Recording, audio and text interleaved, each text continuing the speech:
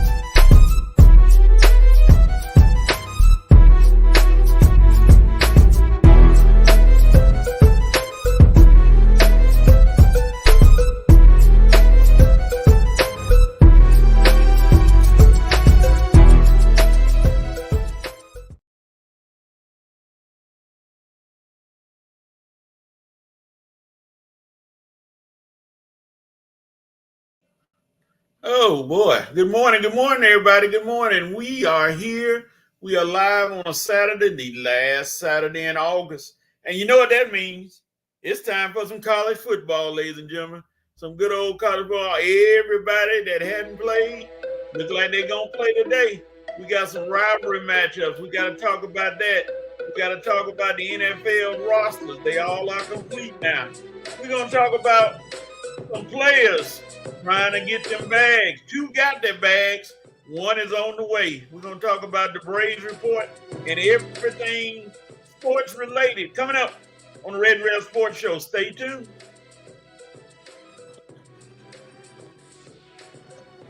What's going on, everybody? Welcome to another episode of the Red and Rev Sports Show featuring Coach. No Red today, but there is Rev and Coach. And Coach is coming to you live from the ATL Charlotte. Well, I'm coming to you live from the East Coast. And we come to give you real sports talk because we are real sports fans who are real sports athletes who have what, Coach?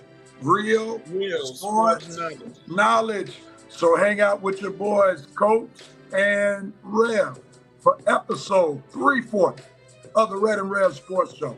And as is our sports custom, we're going to turn our sports attention to Coach Patrick Thomas to give us something or someone related to those three digits, 3, 4, and 0. What you got for us, Coach?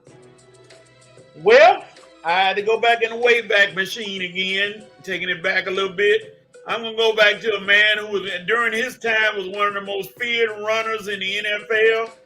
He was a 3-time yards leader in the NFL, and he wore the number 40. He was also responsible for one of the, I would say, saddest sports movies of all time, Brian Stone, made for his friend Brian Piccolo.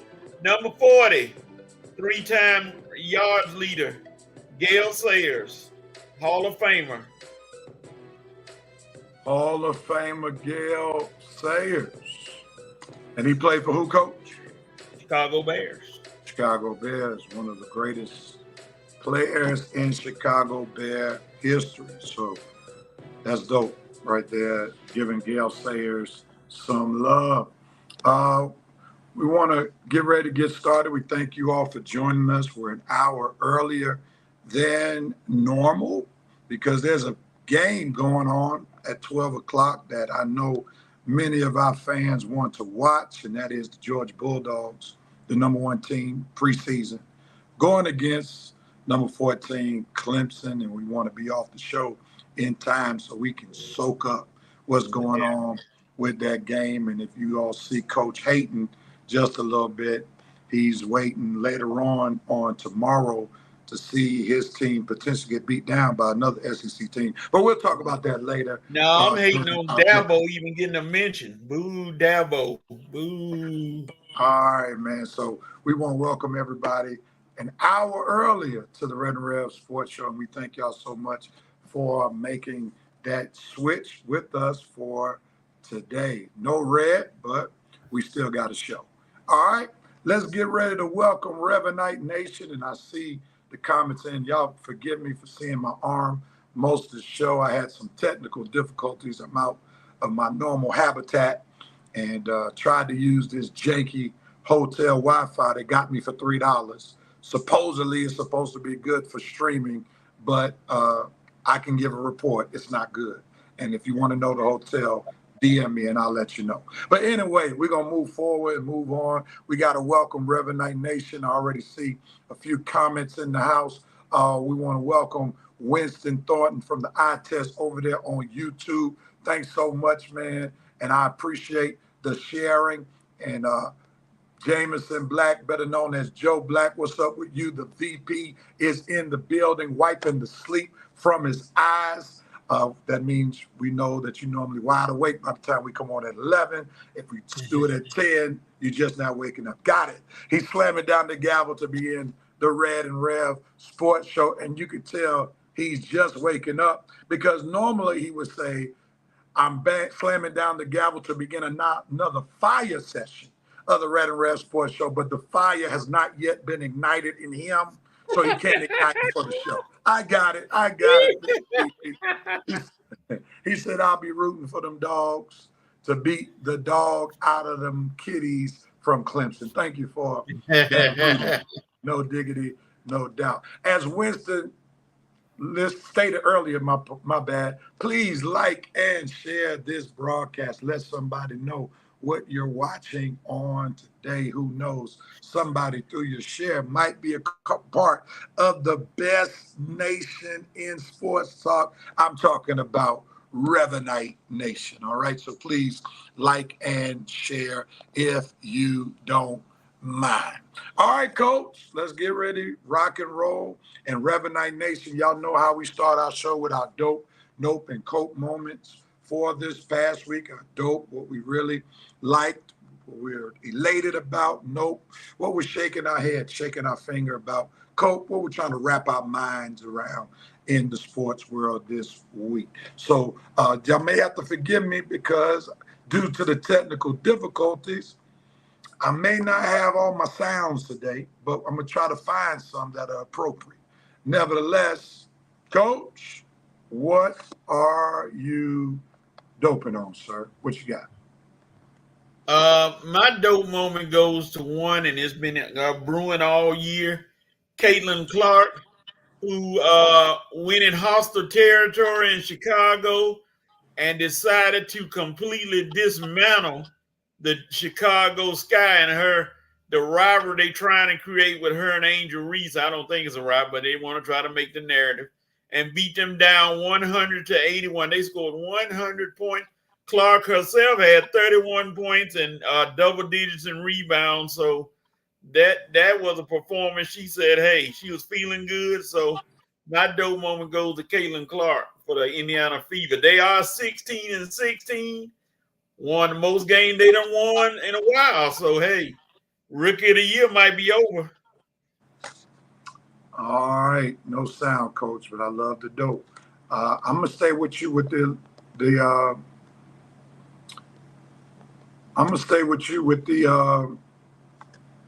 WNBA. And I'm going to go and dope on the Indiana Fever. Since the All-Star break, they have won all their games but one, where they lost to the Minnesota Lynx. But they have beaten some playoff teams, every team but one that they have played. I think they're like 4-1 since the break. They beat the Seattle Storm. They beat the Connecticut Sun. They beat the Phoenix Mercury. And then they had another win against the Atlanta Dream, who's outside of the playoffs, one team outside of the playoffs. But they have gone, I believe, 4-1 since the break. And the WNBA has to blame the USA Olympic Committee for igniting a fire in the Indiana Fever, because if they had chosen to put Caitlin Clark on the USA Olympic team, she wouldn't have had a chance to rest. She wouldn't have had a chance to get her body in order, and she wouldn't have had a chance to practice with her teammates. So now y'all about to get this fever from the Indiana Fever by way of Caitlin Clark, because now y'all are discovering the hype is not because she's white. The hype is because she can play some basketball. Yes. Ain't no great white hype situation with Caitlin Clark. She's making that thing look like, Coach, like she was in Iowa. So beware of danger, WNBA. All right, it's back on me. My note moment for this week. My note moment is going to go to one Brian Snitker, who seemed like he was managing against the Phillies in game one, where the Braves were winning 4-0, like he was eating Snickers bars, because the Braves were in prime position to win. Coach's favorite pitcher on the Braves, Uncle Charlie, managed to go 5 innings, scoreless baseball. He had control problems all game, but was able to manage around it. Then he got first and second, and he should have known his pitch count was in the 90s. It was time to take Uncle Charlie out, but he lets him stay in the game, and Uncle Charlie messes around and gives up a 3-run homer, and then the Braves wind up losing a game that they had well in hand, 5-4. And what does he do? Not only when he waits a minute to bring in a relief pitcher, he brings in Bummer, then he takes Bummer out for Mr. Holmes. When has Holmes ever proven himself to be able to pitch during crunch time? So Brian Snitker, you get my note moment for this week for mismanaging a very winnable game. And if you had managed the game properly, the Braves would only be 3 games down. Yep. In the NL East standings. So that's my note moment. Go ahead, Coach. What's your note moment? I'm gonna go back to the WNBA. Chicago Sky. I know how important this little streak is or red thing is that Angel Reese got going with the double-double. This is an impressive feat no matter what. But to keep Angel Reese out there in a game where it's nothing but scrubs on the floor just to get a double-double, Coach Witherspoon, I lost a little respect for you. I don't know if it was just your decision or whoever's decision. And Ray, put yourself back on the screen. Sound like Stephen A. right there, Coach. Yeah, I had to do that one time. That was ridiculous. I agree. I mean, are you worried about your streak or winning? Because you all are like 1-6 since y'all came back. And obviously you worried about the streak more. And I'm like, okay, Angel was going to get another double-double before the year's out. That wasn't the last game of the year. So you could have done that in another game. But to keep her out there when you know it's nothing but bench players, that was absolutely ridiculous, Chicago Sky. And like I said, I don't know who gets the total blame, but the coach probably does. But I just couldn't believe that. And people are actually defending Angel Reese, talking about, well, she's a player. She's supposed to be on the court. She's a rookie. I said, you got to be kidding me. Y'all can't defend this. That's terrible. Yeah. You know you got scrubs out there. You ain't got anybody out there. And they want to come with all kind of excuse. And I like Angel Reese. I mean, she's Dennis Rodman. That's what she is. But to do that just to keep a streak and you getting beat by 20-plus points, terrible look. Great take, Coach, because I was watching ESPN last night, and it was interesting when they first showed the highlights because the Fever Sky game started off the night version of SportsCenter, and all they showed was Caitlin being in her bag. They didn't show one thing about Angel, and then they finally came back later on the show and brought in how Angel got the double-double. And I was like, this double-double is tainted.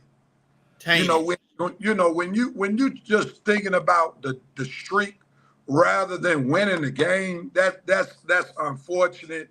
And like you, I've lost a lot of respect for Teresa Witherspoon because she's a gamer, she's a player, she was an Olympian, she was a great basketball player at Louisiana Tech.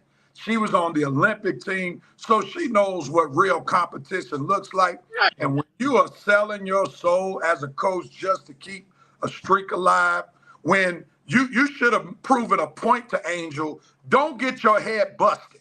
That should have been the point. So I'm gonna sit you on the bench and let this streak die so that our team can understand that it's more about not getting our heads beat in like we wound up doing last night against the Indiana Fever than continuing a streak.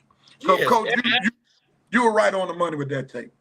Absolutely. That was. I mean, and to have people try to defend that just to keep a streak going, and you getting your head caved in. You talk about, and she said before, it's not about me. I mean, it's about us trying to get in the playoffs. Obviously, it's about you.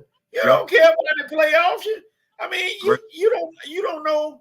I mean, Witherspoon might be fired. I don't know. I don't think she will. But that move there was gutless. She won't get fired because she's helping out the Bayou Barbie. You know, and now this stuff is going to Angel Reese's head because she obviously is her. She's the lady version of Rodman, so she was up there posing before the game with the Rodman Pistons jersey, you know, doing a little photo shoot. How about working on your game, your jump shot, or your post move? Oh my God! So you won't get your head. So you won't get your head beat in. But Coach, go ahead on. Do what you're coping with. I'm coping with the family of the hockey player Johnny Gaudreau, who got hit by a drunk driver. Him and his brother were killed, and in a senseless death. These drunk drivers, people keep getting on the road after they're drinking and committing stupid mistakes and everything. So my coat moment is going to Johnny Gaudreau's family, and him and his brother were hit riding bikes by a drunk driving. And like I say, I see things like that, and it makes me flash back to my two young cousins. Neither one was over 6 years old, and they got killed by a drunk driver walking with their caretaker, the grandmother walking with them. So I cope with the family. I know they just can't believe what happened, but I pray for them. That's terrible. Yeah, very unfortunate. And they even said that one of the two brothers had a wife who was pregnant with their first child. So that's so unfortunate. And it's going to be a marriage too. Well, no, their sister was about to get married. Okay. Matter of fact, she was supposed to get married the next day after they got killed. So that's definitely a tough situation. And our prayers and thoughts go out to that family. I'm going to cope on a more, I guess, upbeat from that particular cope. I'm coping with the fact that there are people who still believe that there's a Rookie of the Year race between Angel Reese. Let me all tell you all how this race is. In the body disposition of one Vince Carter, when he knew he had already won the dunk contest, it's over. Yeah. It's over.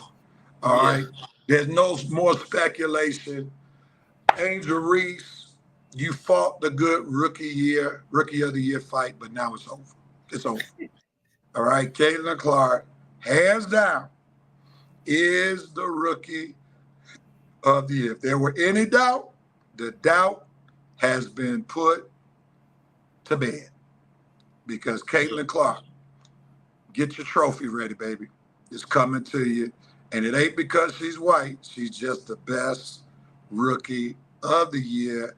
And if she were playing like she is now at the beginning of the year, she might be giving A'ja Wilson a run for her money, but A'ja Wilson is clearly the MVP. But stay tuned. Caitlin Clark at some point will probably win an MVP award as well. All right, Coach. We've been doping, noping, and coping. We got to give the same respect to Revenite Nation. So Revenite Nation, here we come.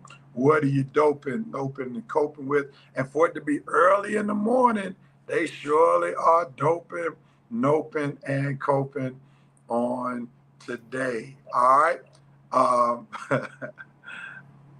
The VP said I have my Flint scrapping them together, trying to create a fire to add to the session.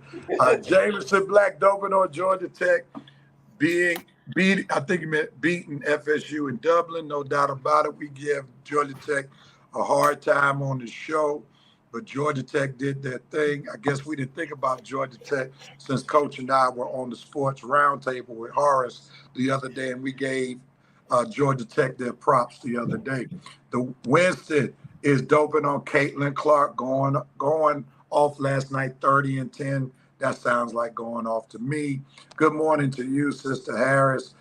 Vincent Woodruff is doping on Travis Hunter and Shedeur Sanderson. Okay. Saving the Sanderson. game. Coach Prime still has some beef to gain in those trenches on both sides. Gonna be a long, interesting season, no doubt about it. And Coach Prime got to coach his son, not just be a fan of his son. Like, that was inexcusable for a third-year quarterback, or actually, third-year starting quarterback, to make that kind of audible at that time when the game is on the line. So I need him to express a little bit more rage and stop being so much of a fanboy of his son, because it's going to be a different story once he gets in the NFL. But I won't be surprised if somehow Coach Prime tries to find his way to an NFL job so he can coach his son, the same son he's been coaching from since ninth grade, rather. All right. The VP says Fever hasn't beaten the Aces yet. It's coming. The Aces have a weak bench. Sister Harris is doping on Travis Hunter's spectacular catch against Dakota. Yeah, I don't even know if you could do that on a video game. The way he caught that third catch. I mean, that I don't even think a computer glitch could have computed that. the way he caught that ball. His body was all awkward, and he still came up with that catch. Great job. VP says, facts, Dr. Rev, the USWT Basketball United 500. Clark, indeed, I live here. I love her game. Her pick and roll offense is fierce. She's been a great addition to the team, no doubt, but Aaliyah Boston has benefited tremendously. She plays faster, which means you don't have time to think and make bad decisions. I love to see it, no doubt. Real. Yes, sir. I'm an audible on this one. When he said that, that made me think back to what Caitlin Clark said. She said that this is good she didn't make the team because now her and her team can practice and get together and start doing what they need to do to get better. And those passes that she makes, notice the girls are catching them now. Right, and converting them now. All that stuff that was at the beginning of the year when she had all those turnovers, turnovers are getting lower and lower. She had, I think, Angel Reese had more turnovers than Clark last night. So, hey, that they're going to be dangerous getting in the playoffs. I'm sorry. Great point, Coach, because people wanted to rail on her about high turnovers. But the problem was she sees the floor at a much higher level than her teammates. Yes. So she's passing the ball to where they should be. Right. And they're sticking around, but she's seeing the play ahead of them, and she's passing according to what she sees. And now through that time that they had off, she's helping them. She helped them see what she sees. Mm-hmm. And she's saying, look, instead of passing the ball to you, I'm going to pass the ball where you need to be so that you can score the ball. So great observation, Coach. Great observation. Winston Thornton says Prime noping on Prime, calling a pass play instead of running the ball and almost losing the game due to stupidity. And Prime, yes, should be ridiculed because he didn't coach his son up to where he should not be in position to call such an audible. Because from what was said in the press conference, Shedeur audibled to a passing play because he wanted to take advantage of one-on-one coverage with one of his wide receivers who did not get a big play yet during the game. So Prime, yes, gets to know because his son should never be in a position to have that kind of power to audible in such a crucial situation. Right. Let's see. Mama Wildcat Harris. Hunter's hand game is on point. The kid is pro ready. He's outstanding, no doubt about it. Sister Harris, you doping on Colorado's defense. She probably meant nope on that one. She had to. I don't know if you want to. There's nothing exciting about Colorado's defensive line. Oh, my God. God bless you. God bless you.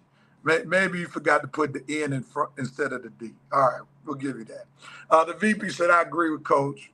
Reese comes in with 2 minutes left, down by 25. Stat leech. I like that word. Leeching. Joe Black is noping on Colorado, almost blowing the game due to poor decisions from Coach. No doubt about it. VP says she tried her best, but Clark has earned the Rookie of the Year award, not given, not automatic, because she's white, but the chick is darn good playing with rookie status. I'm very impressed, no doubt about it. Sanderson was a shout out to Jerome Case. Coach Prime needs to coach better fourth down on your own 35. What the heck? I got you. What's up with you, Armani? Glad to see you, brother. Whenever you want to make good on something, let me know. We done started another season, and I ain't got Longhorns yet. I'm just saying. Moving forward. Travis caught that ball while being pass interfered with. Kid is a dog, no doubt about it. Yeah. Kid has outstanding B-ball IQ. The good Reverend from Memphis, Tennessee. Mount Vernon Westwood is checking in. Dr. Melvin Watkins said, I agree, Rev, and that motivation for the audible is out of pocket. Clark is flat out balling. And you notice, man, VP says that D-line got run through like Lot's family ran through the city. Oh, man. You on fire. It looks like the sleep is from the eyes. You on fire, Mr. VP. All right.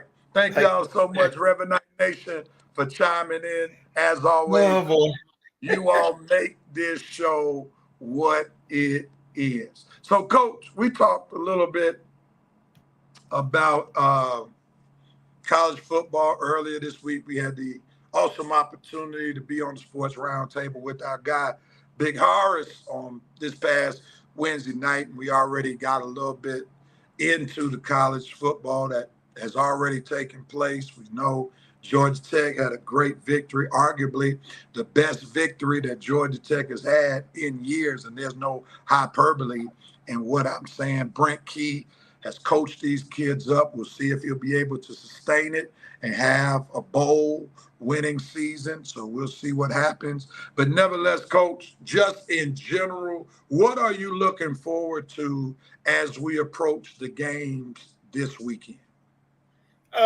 I just want to see some good college football. I don't want to see. Yes, last night I was watching and it was blowout central. I'm like, oh gosh, I know you playing the scrubs early and Thursday blowout. I mean, just blowouts all over. I want to see some good games, some games that make me want to stay and watch. Just like the game Arkansas and Arkansas Pine Bluff. Oh gosh, I know it's a money game, but I stopped watching after the first quarter. Last night, Oklahoma and Toledo. Really? Come on, man. That's ridiculous. That's ridiculous. I mean, then Oklahoma was just running the ball, and they were running over. Like, excuse me, get out of the way. I mean, I hope the Texas A&M game is good. Texas A&M and Notre Dame. Because the loser is going to be in a bit of trouble. I don't think you're going to be in a bit of trouble after the first week. Because, you can lose nowadays. You can lose a game and still make the playoffs. Everybody's still there. But as in the old day, when you lose one early with the 14 playoff, it's like, okay, bye. We'll talk to you. But now, it could possibly be, like they say, a three-loss team in the playoffs. You never know. And that's the intrigue. That's what I want to see, how the new 12-team playoff, how it goes throughout the year, how it motivates, how it changes the landscape of how you play. Really, you don't have to blow out anybody anymore, I don't think. You might still do it, but you don't have to, because you got so many spots. And it's going to be – this is going to determine to me a true national champion, because now if you're not in the top 4 spots, you got to win 4 games to win the championship against quality teams. And even if you're in the 1 through 4 spot, you got to win 3 games against quality teams. So it's going to be a true national champion this year for sure. Yeah, no doubt about it. And I love your spirit, Armani. I truly appreciate that spirit that you would do that today. I'll be waiting with tiptoe anticipation. But Coach, yeah, you make a good point. This year is going to be very odd, because this will be the first year in quite some time where we might see teams with 2 or 3 losses, which is something that we would never see. It's going to be different now. Some may argue that because of the expanded pool, that kind of diminishes the importance of regular season games, where now, since teams can lose multiple times and still have a chance to go into the college football playoffs, since it's 12 teams, some folk may have a problem with a 3-loss team getting in there, 4-loss team getting in there. Now, Coach, just clear up one thing for me. Do you know if the conference championship conference champion automatically gets the bye, or is it based on? So it doesn't matter. Okay, because it's the top 2 teams in that conference, and whoever wins that game goes on and gets the bye. Gets one of those top 4 spots. Yeah, okay. I got you. So, yeah, man. Team might lose 2-3 games and still get a bye. That's going to be interesting. That is definitely different than normal. Notre Dame just entered the chat. We will bring out 2 losses to the college playoff. And you know what? What I'm intrigued about is the fact that Notre Dame might be forced to get into a conference and truly be a part of the ACC. Yeah, they're going to have to. Because they may not ever get over the top 4 spots. Exactly. They're going to always, unless they go undefeated, they're going to always have to play in the opening round. And that defeats the purpose. Because in football, a bye matters. Most of the time, the team with the bye does win the game. They get a chance to recover from injuries, not have to worry about a lot of hitting and all of that stuff. So Notre Dame might be forced with this new format to go into the ACC for real, and not just take advantage of them during the pandemic. Right. You know. All right, Joe Black says top 4 conference champions get the top 4 spots. Thank you, sir. What's up for you? What's up with you, rather? Jerome Case, Florida State had entered the chat. We're going to get it right. You better get it right quickly, brother. Notre Dame is never getting into a conference as long as NBC is giving them millions. They may miss out on millions because of not going into a conference. Let them keep losing or not getting in the tournament, and we'll see what happens. You're right, Rev. Other way, but that's cool. We'll go with it. Notre Dame will continue to be that uninvited cousin because they steal and cause issues when they come around. They need to control their own destiny with an undefeated record or join the ACC and be done with it. No doubt about it. And that's tough, man, to have to go undefeated just to potentially get one of the top 4 seeds. And that's not going to be done every year, especially with college football being as advanced as it is now with all the NIL deals. So that's not really something that Notre Dame wants to do. All right, Coach. We got some college football picks to deal with. And who was the champion last year, Red or me? You. I was? I won college football? I don't. Wait a minute. I don't know. I think I may have won the Super Bowl. Matter of fact. Oh, wait a minute. Somebody pointing, Rev. I see. No. Red won college football. I won NFL football. That's right. Who's pointing? Somebody that's ready to come on. All right. Bro Harris said he's headed home, be there in 15 minutes. All right. We look forward to seeing you, bro. Nope. Right. Somebody else is waiting too. Oh, somebody else waiting? Yes, sir. Oh, man.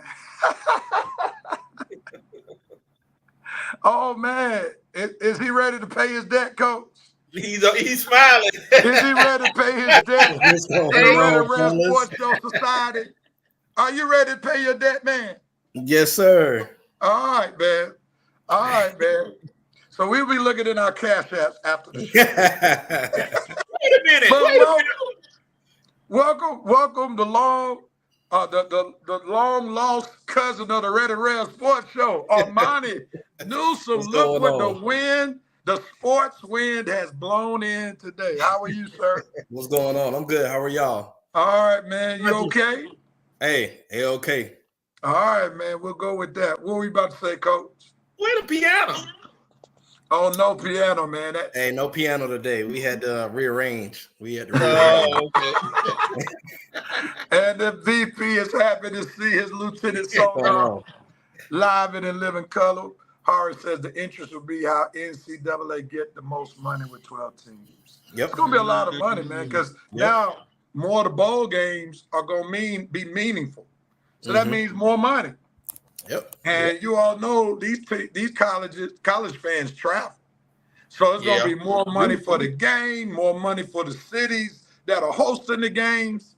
So as you remember, Armani may be too young for this reference, but Coach, you remember In Living Color segment? Yep. More money. But Rev, you just made a great point, and I forgot about that. first few rounds of the playoffs, the high seeded team host the game. Yeah. And that's gonna be big too. They get to Yeah. host it, so that's gonna be crucial for those games. For sure. Wow. Yep. V said, which mess hall will the crew be eating at? Norfolk Shipyard Cafeteria. All right. You can tell the VP been waiting for you, Monty. You don't want to eat there. I promise you that. All right, gentlemen. Let's get ready to do some picks. And this is the start of a new season. And I think Red was the college champion last year. Coach, too bad, man. Don't look like COVID's making his full return. You in trouble, bro.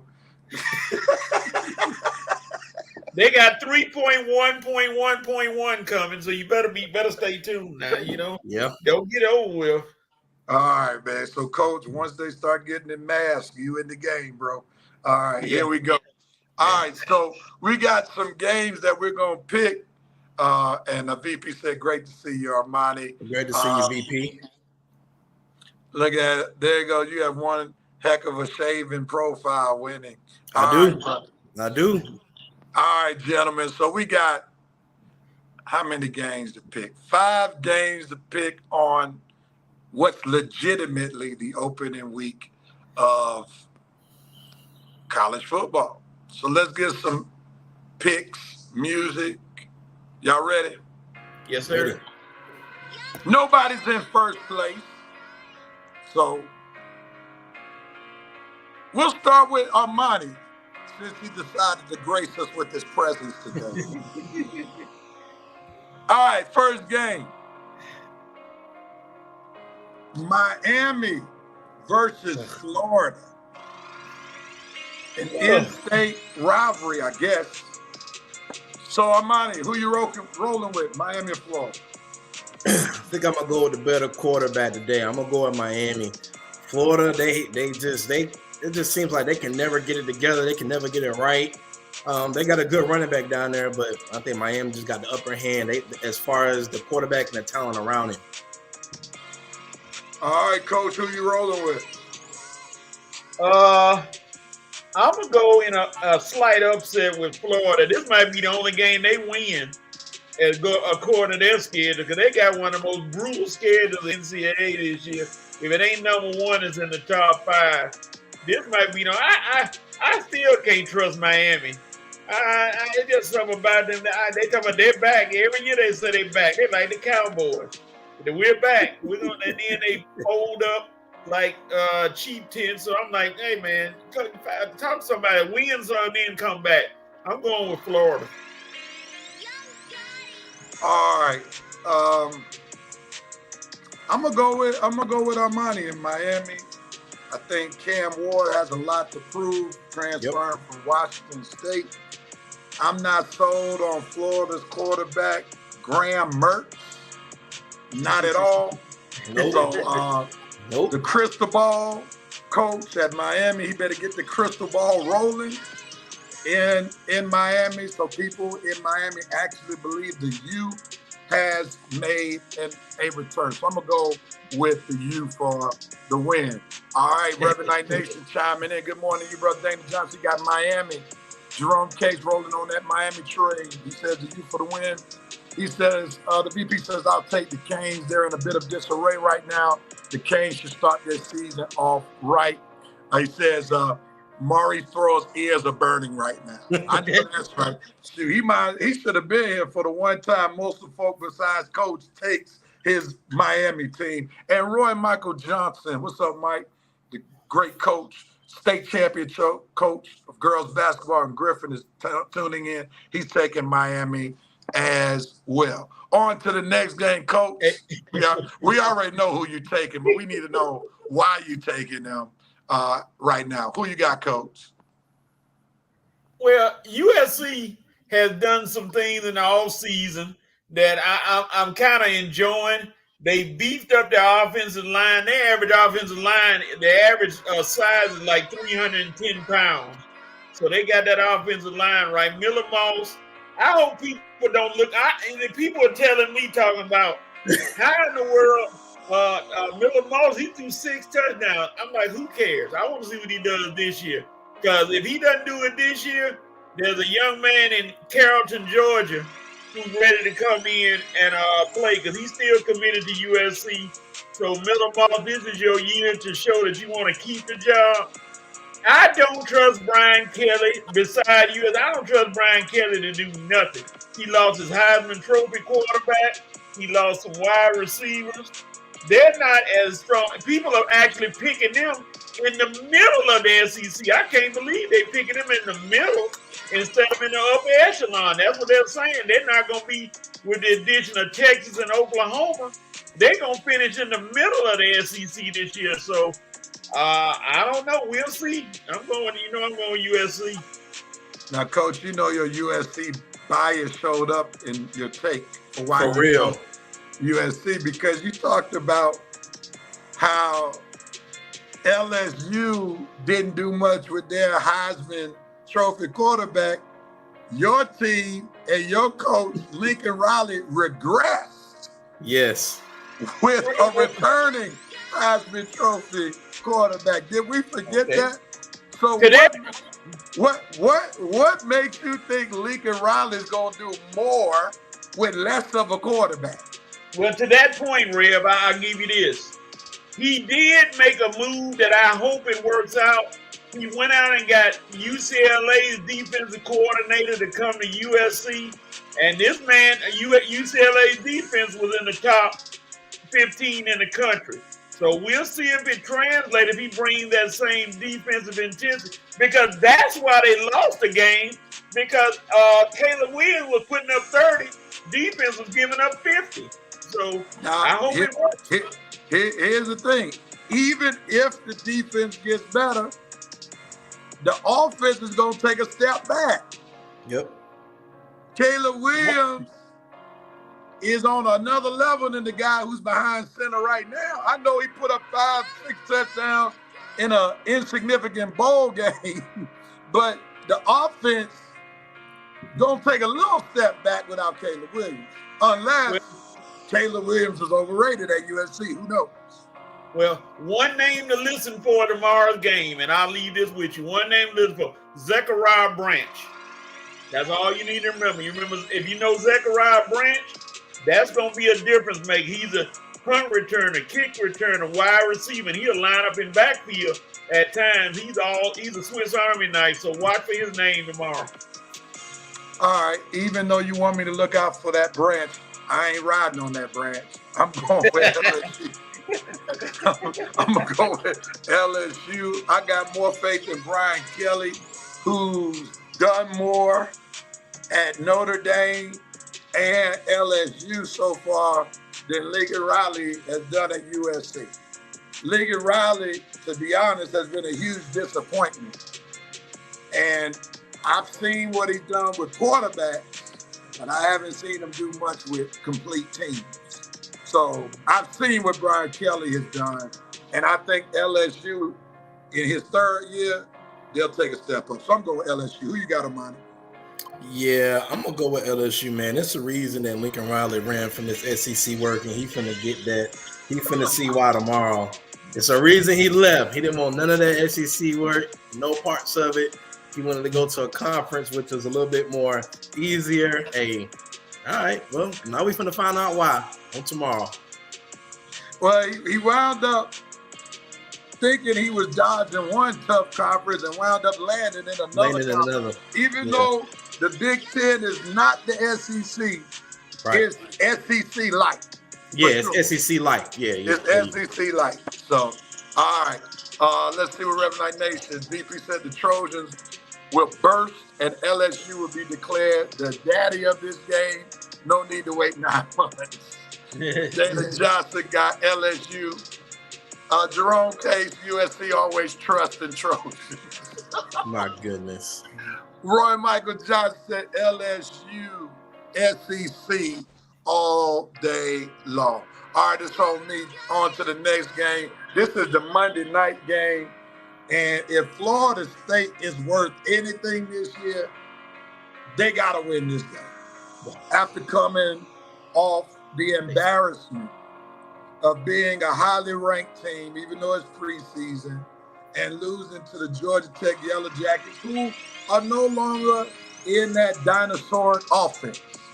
And Brent Key is in year number 2.5 because he wasn't fully there year 1 because he took over during the regular season.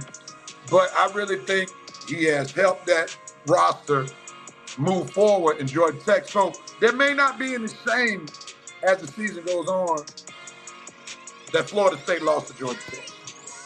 But they need to beat Boston College. If they should have more talent than Boston College. So I'm going to go with FSU for the dub against Boston College. Must-win game. Who you got, Armani? Yeah, I'm gonna go with Florida State too, Rev. Hey, they got this is a must. They got to win this game. If they worth any salt, they got to win this game. This is a must-have game, and I don't see them slipping up this time. Not this week, so I'm going to go Florida State. All right. Are we making it unanimous, Coach? And if so, why? If not, why not?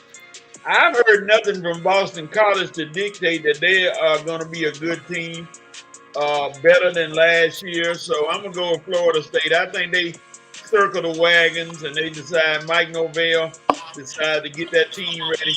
Even though DJU, you know the other word I want to say, but I ain't going to say it. DJU is the quarterback still, but I think Florida State will put it out. Dang, I forgot that factor right there, that part. DJU is straight trash. Yeah. All right, on to the next game. It's on you, Armani. Oh, I'm sorry. Hold on for a second.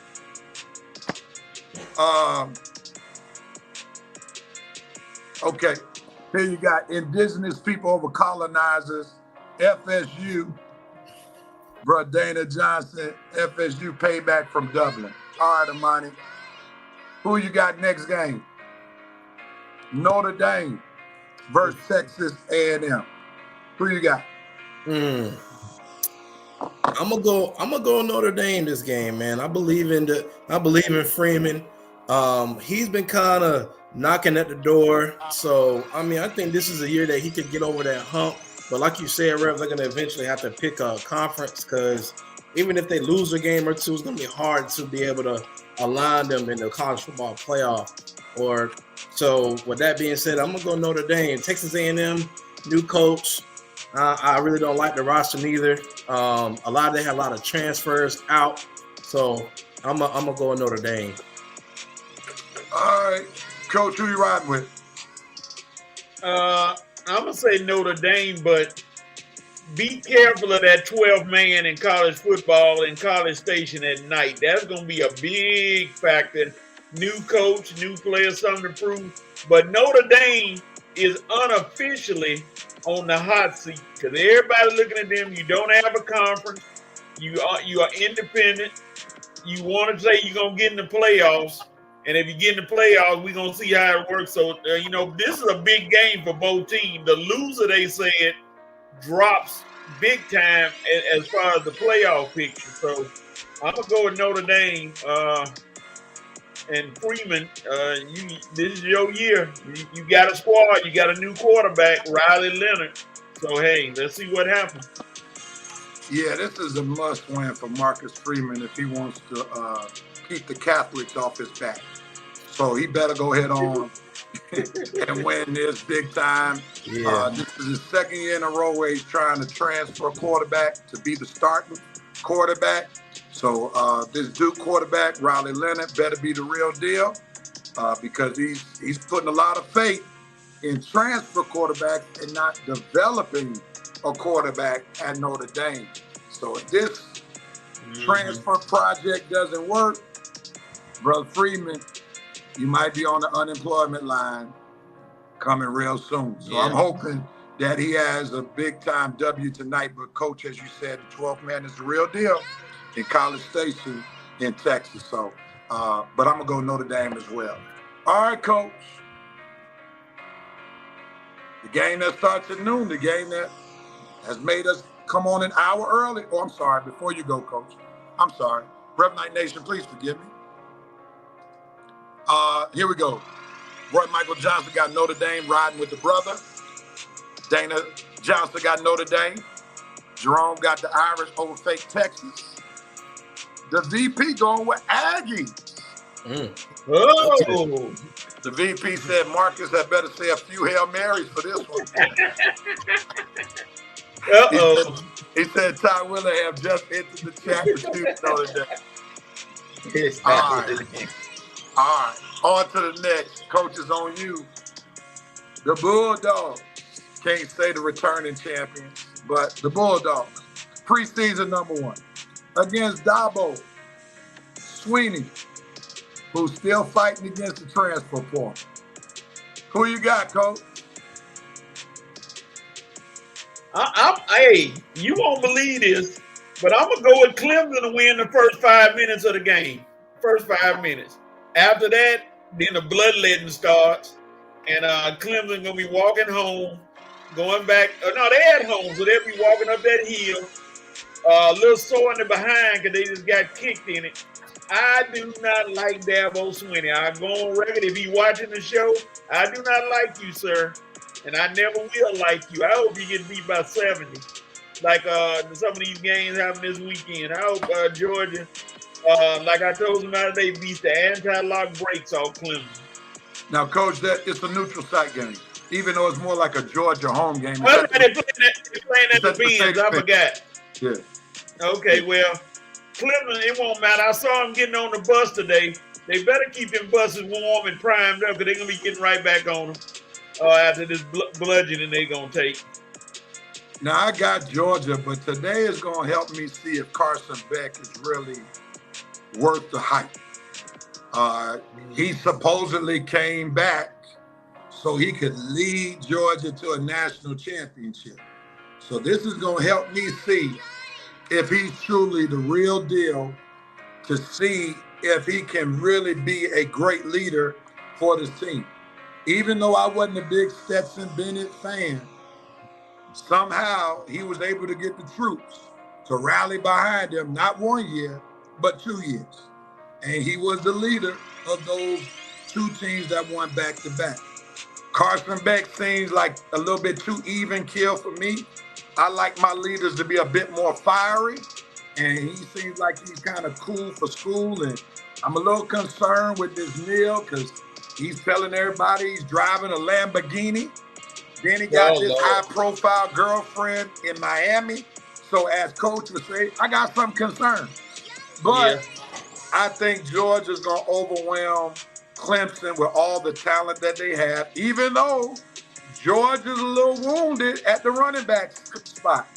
But I believe with the amount of talent that they have at every position, Georgia's going to be A-OK to win. And I just hope that they make a good showing, because last year, their first 3 or 4 games were a bit shaky. And they weren't really worth the hype at the beginning of the season. But Georgia all the way. Armani, you know you're going with the SEC, right? Tell us why you got Georgia. Georgia, they too much for Clemson. You know, like you said, Dabo and this recruiting thing is not going his way. He don't want to change with the times. And it's catching up to him. So with that being said, I think Kirby Smart is just the way better coach anyway. So, you know, I'm gonna go with Jordan. It's not gonna be close to me. It might be close for them first, but that first quarter, but after that, Georgia gonna take off. So you're predicting the bloodbath? Oh yeah. Not a TCU bloodbath, are you? I don't know. I don't know. It could be. If it's 21-0 within the first quarter, it's dope.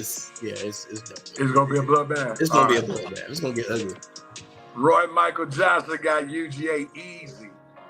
The VP said dogs by 30. Oh my goodness. Dana Johnson Sr. got the Bulldogs. VP said Dabo Sweeney Todd just entered the chat, and he just unshared the Red and Red Sports Show. They're mad at us. Jerome K said Kirby's going to be known as the Tiger King. Dabo needs to step into the now. He's stuck. For sure. And you know what? That will probably wind up being his downfall. For we've seen coaches throughout history who've had great careers. And Dabo, to his credit, he's won 2 national championships. So, and he won them with 2 different quarterbacks. So, nobody can doubt that he's done a decent job, a great job. But you got to change with the times. And that's why I'm going to give Nick Saban credit. Because Nick said, listen, I'm not willing to fully adjust to this new style of football, fully adjust to having to re-recruit my players every year, fearing that they may leave for another team. So you know what? I'm going to get out. And he got out while he was still on top because he knew that from a philosophical standpoint, that just wasn't his speed to try to re-recruit every year, then have to negotiate with what the dollar amount was going to be just to keep a player. So he bowed out gracefully. And why do I bring up Nick Saban? Maybe Dabo might need to follow Nick Saban and say, I'm not cut out for this new brand of college football where it requires going through free agency every year. Because what's going to happen as teams are getting better, Clemson is going to keep on moving in the back of the line. And eventually, the Clemson faithful going to get tired of getting their heads beat in, not really competing for big-time championships. And if you're not competing in the ACC for a championship, something's terribly wrong with that picture, because I would say that the ACC out of the Power 5 or the Power 4 now, since Pac-10 is no more, but out of the Power 4, I would say ACC is neck and neck with the Big 12 carrying the rear. So he's got to catch up with the times or get out of college football. Yep. Absolutely. Yep. All right. The VP said Nick Saban and Dabo are cut from the same cloth. They refused to change with the times. NIL shook him up. At least Nick tried to adjust. Then he just said, F it. I'm out at 5,000. He also says when Clemmy loses to Furman one year, we would know Dabo. You can't lose to Furman, my man. No doubt about it. All right, gentlemen. Well, it's halftime of the Red and Red Sports Show. Hopefully you all enjoy our picks. We've talked college football. We got a little football coming, NFL style. We got some baseball coming. So we'll be right back on the Red and Rev Sports Show with Coach and Armani today. We'll be right back. If I can find the halftime song. There we go.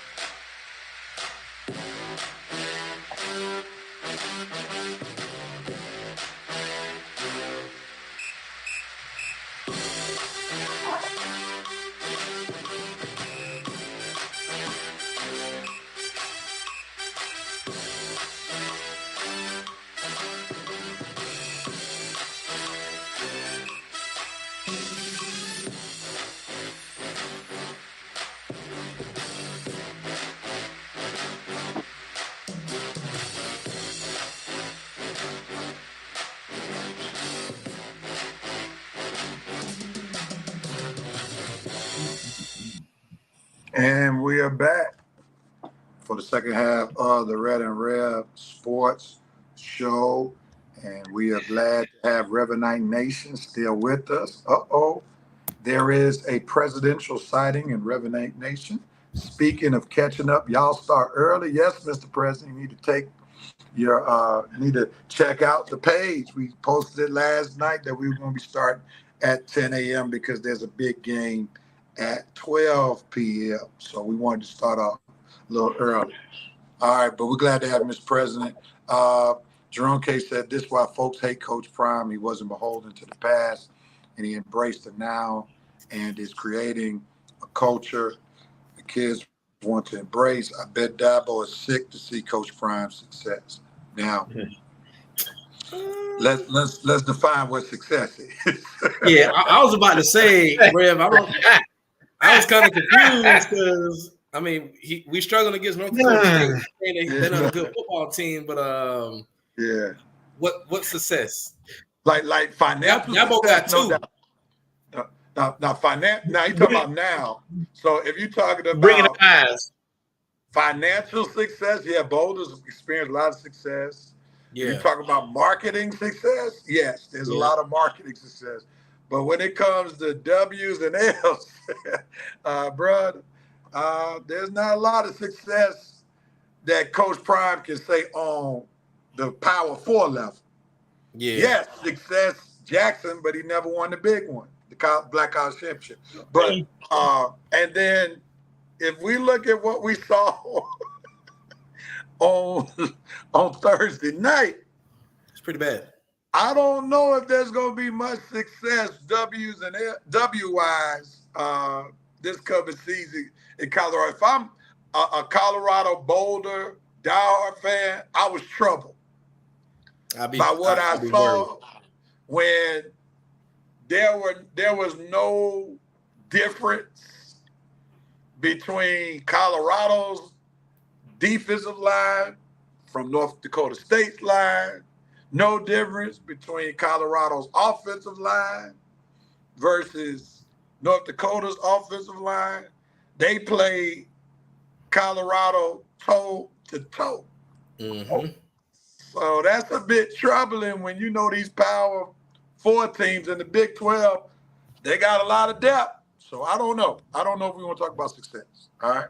Well, I think you're talking about bringing eyes to the program, I guess. You know, bringing more people. Marketing, no doubt. Oh, yeah, Marketing, no doubt. I mean, like Coach Prime is the marketing genius.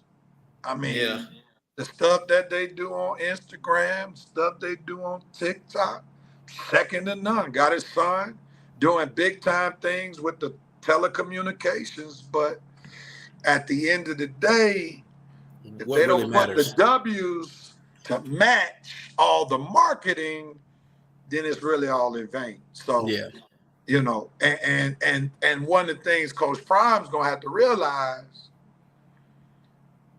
college football championships are won in the trenches. Yep. And it takes time to build chemistry on your offensive line, on your defensive line. Like, it's not a coincidence that Georgia, Alabama in particular, they've been the big dogs recently. Ohio State has been competing at a high level. They are great in the trenches. They don't rely on the transfer portal to build up their lines. No. They pretty much are using the transfer portal for skills players, not for the big dogs on each line. You got to recruit that. You got to recruit that. Yeah. And you got to groom that. Yep. You know, you can't rely on putting 5 different players from 5 different schemes together. Yeah, that don't make sense. And try to compete against a line that's been together for 2 to 3 years. Yeah, no. It ain't gonna work. That line was getting whooped the other day. Sheesh. Oh my goodness. Oh my goodness. like Shedeur was on the ground a bit too much for my liking. Way too much. Against North Dakota State. Yeah. I mean, they're not bums, but they're not a power for a team either. I would, if they played Texas, I'd be like, all right, but North Dakota State, no. Armani, if they played Texas, this would still be news. They'll be showing that game every day if they beat Texas. Oh my goodness, they'll stop the college football world. And here's what made it worse, though. They were struggling with North Dakota State at home. Yep. Like college sports, having been a college athlete, it is hard to win road games. It's hard. In any sport, especially where there are a lot of fans. Yep. And North Dakota State could care less. Matter of fact, they had a whole group that came from North Dakota. I was wondering how in the world they get all those tickets. Right. Like, really? Like, Colorado fans sold their team out because they obviously were selling their tickets to North Dakota fans because North Dakota had a major section. Like, I've been to a few college football games, and typically, like, the home team, especially at Georgia, they may give you like a little section at that. Mm-hmm. But North Dakota State was like green and yellowed out. So, nevertheless, let's move on. The president said, guess I was spending too much time wave surfing with whales and walruses in Walla Walla, Washington in my Soldier Boy. Zoom. The VP said, Buddy Pugh just entered the chat. I beg to differ. Beat my guys for the black chip in the dome. The president said eventually the wins are going to have to be more important than the attention. But Deion is going to the Cowboys. Watch and see. Won't be surprised. So Jerome says, Rev, so you don't think Coach Prime realizes what it takes to win? What it takes to win as a player is much different on what it takes to win as a coach. One of Coach Prime's biggest problems is that he's too much of a fanboy of his son. Yeah. He's more of a fan of his son than he's coaching his son. Yeah. Like, there are some things that Coach Prime has done that should lose the locker room, such as last season. What player on his team during a game could have Instagram posts going right after halftime of his son flashing his watch? Yeah, no. Who could get away with that? What player could get away with what Shedeur did in crunch time, which could have cost them the game on Thursday, audibling out a run play that nobody who even knows football knows that's what needs to be run when you try to run out the clock and the team only has 2 timeouts. And he calls an audible. So Coach Prime, no doubt, arguably the greatest DB to ever play the game of football, played it at a championship level, no diggity, no doubt. But as a coach, that's coaching his son, like, I think personally, he'll become a better coach when he's no longer coaching his sons. Yep. So that the favoritism won't be as great. Like I'm hoping he stays in Colorado, but I don't see him staying in Colorado without his son. I just don't see it. I don't see it. The president said it's hard to hold on right quick. Let me read this right quick, Coach. Hard to build an offense when your QB is on his back more than a flipped turtle. Shedeur got sacked twice, or am I mistaken? When was he all over the ground? Think about how many times he got hit, bro. He got hit a lot. He got hit a lot. He was picking himself up off the ground. It might not have been a sack, but he got hit a lot in that game. He got hit a lot. Yes, sir. He took a beating. At the rate they're going to struggle against the front. In Talladega Tech. Rev, that's what the AD schedule, North Dakota. They travel well, need that money at CU. I don't know if they need that money. They made a whole lot. They get a whole lot of money. So do you think you would be a better college? Come on, man. Stop it. Moving on. It ain't worth it, Rev. Move on. Move on. It ain't worth it. It ain't worth it. A college head core? Core? What's a core? Come on, man. Stop it. Stop it. Let's move on. I'm Let's going move to on. give you the Kamala Harris treatment. Same old playbook. Same old play. Same old playbook. Come on, man. We can offer strong critiques. That's why we have a show, to critique what we see. If Absolutely. we like people, if we love people, we still are going to give honest critiques. It's not personal. On this show. We It's gave not Prime his props. Great marketer, has brought a lot of money to college football, to Colorado. He did a great job of getting attention to Black college football, the contracts that HBCUs have now being on ESPN Plus. Last week there was a game on ABC between Norfolk State and FAMU. That's because of the Prime factor. Yep. Prime gets his props. But when it comes to Colorado football right now, he's going to get that work with criticism, period. All right? So it's never personal. It's never personal. It's factual. Yes. It's just and fact. We got enough panelists on the team. Like, we call people out for their biases, just like I call Coach out for his bias. That's not the question. It's not an honest question because I've never fashioned myself to be a college football coach. So that's why you posed a question to try to be a troll. Okay? That's I don't think I'm a better coach than Dabo Swinney. And I've been critical of Dabo on this show. So you didn't ask me about, do I think I could do a better job than Dabo, did you? All right, man. So stop with the foolishness. All right? We're going to nip that in the bud early this season. Good job, man. Because I appreciate you watching the show, but we're going to dismiss foolishness. And that question right there is foolish. Okay? Great point, Doc. Great point. Let's move on. Here we go. NFL team. Yes, sir. I'm sorry, Coach. You got somebody ready to roll. Is Horace? Yes, sir. It's the HO. Let's see. All right, Horace ready to rock. What's up, HO? What's going on? What's happening, fellas? The sports roundtable has entered the building.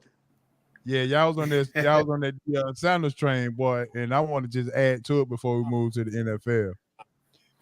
The question is, has he learned his lesson? Because immediately after the game, he had a concert in the locker room. Really? Yeah, the concert, Wallow, Desi Banks, and some other rapper, they was in the locker room, and they was, listen, when you get to certain levels, Rev, you understand that when you get to certain levels, you have to become a different person to go to the next level. Yeah, so absolutely. Being who you are has got you to this level, but now that you got all of our attention, now you have to extend to become the next version of yourself. And what you've been doing last year, grabbing the attention, having concerts, having these superstars come out, things of that nature, it only accounted for 4 wins. So you got to do a little something different now. You got to do a little something different. You have to become a different version of yourself. Yep. Because them concerts ain't gonna get you no wins. Nope. Yeah, facts. And that's why I love guys like Kurt. Like, don't get me wrong, Kirby is he's a cool coach, but he no nonsense. He not having it. Dabo not having it, even though he's not doing well. Those coaches understand what it takes to win. You got to stay focused on every game of the season. You can't undermine no team. And even if you do go out and beat a team like North Dakota State by, let's say, 30 or 40, it's on to the next one. We're not celebrating that kind of stuff because it's bigger than that to win. Yeah. Here it is. Will getting to a bowl game be sufficient? And more importantly, can they do it this year? Definitely, I think that would show progress because we cannot dismiss that even though we kind of poo-poo on Deion's season last year, it was actually improvement for Colorado, who had gone winless before he got there the season before. So he actually won 4 times more than what they won last year, the previous season. So it was actually a successful season for Colorado, even though it didn't match the hype that Right. Colorado was getting. All right. I think this year might be a struggle to get after what I saw on Thursday. If it still takes 6 wins or 7 wins to be bowl eligible, I don't know if those 7 wins come. I just don't know after what I saw. They got 1 win, and they and see, to Horace's point, are teams like Georgia, Ohio State, Texas, Michigan, the powerhouse teams of last year, are they having a concert and a celebration after barely beating North Dakota State? Like, even if they were present, all the rappers and entertainers be like, we're going to have to postpone this concert. Because we got problems. We got problems. Excellent. We got problems. Like I don't see 6 wins after what I saw today. No. Come on, man. And Reb, to your point, let's be real. All these celebrities and middle of the road guys, they're only associating themselves with Deion to up their brand. They don't really care about football. Let's be real. They don't really care about football. They care more about being associated with the brand of Deion, and they just trying to market themselves. So absolutely. I mean, that's a great point, Horace. That's a great point. He said they got 1 win from the previous season. Like I posted, VP says, like I posted on one of your pages the other day, this would be a long season based on how the Bison ran through that D-line all night. Still, yeah. It was very concerning. Very concerning, for sure. Hey, I'm going to stop this right now. Wait a minute. I'm taking my glasses off. Y'all going to leave Primetime alone. Y'all know why he's there. So why disparage him? You know what he's there for. He's not there. Y'all keep belaboring the point, and I'm laughing while I'm saying this. He's there, not there for wins. Everybody knows that. Everybody knows he's not there for wins. Boulder, Colorado was nothing before Deion came. Nothing. Now it's a destination place. Well, he was there. Coach makes a good point. I'm not gonna lie. He's in Colorado right now to give daddy daycare. That's what he is. All right, great point, Horace. Just thinking prime coach that poke high. Everybody know what that reference is? Y'all don't know what that reference is? I know it. You got Al Bundy, man. Yeah. Al Bundy, Married with Children. Yeah. What touchdown.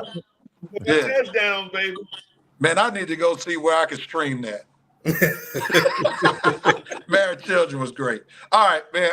Red is not here to do the Braves report, but the Braves have had a pretty good week this week. They swept the Twins, and then they came back and have taken 1 out of 2 with the Phillies. I gave Brian Snicker earlier my note moment because the Braves should have won that game on Thursday night. They were up 4-0, and he mismanaged that game, leaving Charlie Morton in too long. But overall, the Braves have done well. And Ho, I want you to jump in here right here.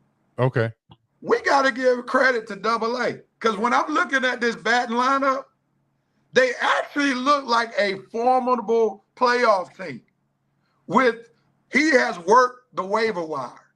Yes. He has worked getting guys cut from other teams and have brought them on to infuse them with what he has left, because we got to remember the Braves are holding on to that last wild card spot. They should not really be competing based on having 33% of their lineup injured. You have Kuna gone for the year. Albie's been gone for months. Austin Riley just went down. Michael Harris just got back. And they are only 5 games out from winning the NL East. Don't forget about Strider. He went out Strider, the best pitcher, who was supposed to come in this season as their ace.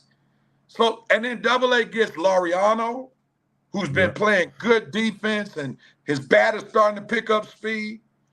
Merrifield, even though his bat has been very quiet, he's been solid as a defender. Mhm. Then they got the dude from the Detroit Tigers, third baseman, Urshela.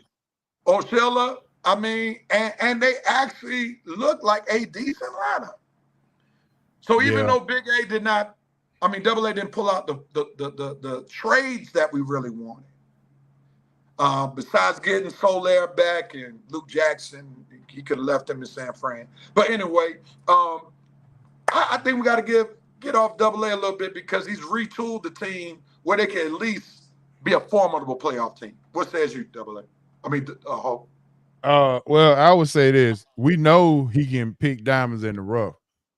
We know that. He's done that for years, and that's what he's been known for. My thing is, can he do enough, or is this enough this year to still capture the magic that we had in 2021? Because in 2021, we had Austin Riley carrying us for a long time. And then, we had other guys like Jock Peterson that brought that energy inside the clubhouse. And it was a lot of players that's doing that now. I will say this. Arcia is coming on now, and we need Matt Olson to get hot. Can he get to 35 home runs by the end of the season? Can he carry us for this long haul? So in the past, we've had players to carry us to the finish line as we go into the playoffs, especially in 2021. So here's where I've done. I've lowered my expectations, right? Mm-hmm. Because I want to see the Magic in 2021, no doubt. But we're dealing with a different hand this go around. Right, we were just trying to overcome Acuna in 2021. This year, we're trying to overcome Acuna, Michael Harris, Strider. Michael Harris been hurt most of the year. Albie's been hurt most of the year. So we talking about a lot more of your major players being on the injury list. So for me, I would love to see him recreate the 2021 match, no doubt. But I just want the Braves, if they're going to be going to the playoffs, at least be a formidable playoff team. And that's really what I'm looking forward to this season. If they win the World Series, it will be one of the greatest jobs Double A has ever done. It would that will be wild. Yeah, it would be more impressive than what he did in 2021. Absolutely. So for me, I'm looking for them to be serviceable during the playoffs. But if everybody comes healthy with the roster that he has coming into 2025, the Braves, hands down, should be the team to beat, depending upon how they replace Max Fried, because I don't think they're going to re-sign Max Fried. Yeah. I'm looking. My expectation has been lowered as well, but I'm looking not so much as a player. I'm just looking for the team to just get hot at the right time and use momentum to go through the playoffs, similar like what the Phillies did last year. And you know what, Ho? I think we're at the brink of what you're looking for, because going into Minnesota, sweeping them, that was impressive. Yeah, very Minnesota impressive. is a wild card team. And they went into Minnesota, swept them. They have won the season series against the Phillies, despite being injured all year long, because the win they won last night, that will give them the season series win over the Philadelphia Phillies, which is impressive. Right. So if they could take 3 out of 4, even if they split with the Phillies, I think they are on the brink of that momentum that you're talking about. Coach, you got anything to add?